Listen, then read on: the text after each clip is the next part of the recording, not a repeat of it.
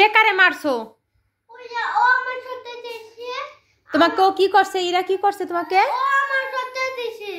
ও তোমাকে টোকা দিছে? ও তোমাকে শর্তে বলছে? তো ও তোমাকে মুখে শর্তে বলছে, এই জন্য তুমি ওকে মারছো কেন? ও ভালো না, এটা তোমার মুশরাত।